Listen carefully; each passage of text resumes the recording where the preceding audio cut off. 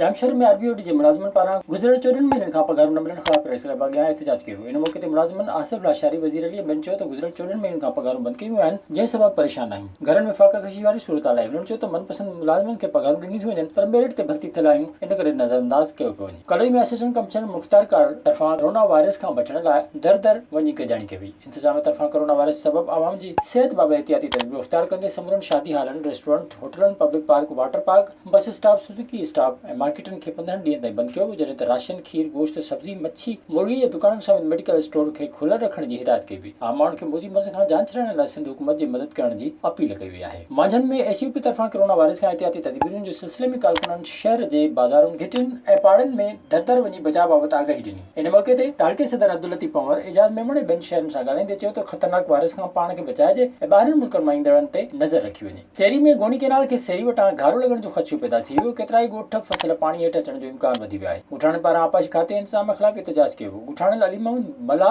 ख़ादिम मला ॿियनि जो चवणु आहे त इरीगेशन खाते वारा अघोर निंड सुतल आहिनि। इरीगेशन खाते वारनि जी नाअहली जे करे केतिरा ई ॻोठ ऐं फसल ॿुॾी सघनि था। हिकु तरफ़ कोरोना वायरस जा कलर जारी आहिनि त ॿिए पासे ॼामशोरो शहर गंदगी जो ढेर बणियल आहे। ॼामशोरो टाउन जे सफ़ाई अमले खे 2 महीननि खां पघारूं न मिलियूं, जंहिं करे सफ़ाई अमले तरफ़ां कम छॾ हड़ताल कई वई आहे। पघारूं न मिलण सबबु अरशद, एजाज ऐं ॿियनि मुलाज़िमनि 3 ॾींहं बि कम छॾ हड़ताल जारी रखी। हिननि मुतालबो कयो आहे त खेनि जल्द पघारूं ॾिनी वञनि, ॿी सूरत में संदन एहतिजाज जारी रहंदो। विज़िट कयो अवामी आवाज़ मीडिया ग्रुप जी वेबसाइट awamiawaz.pk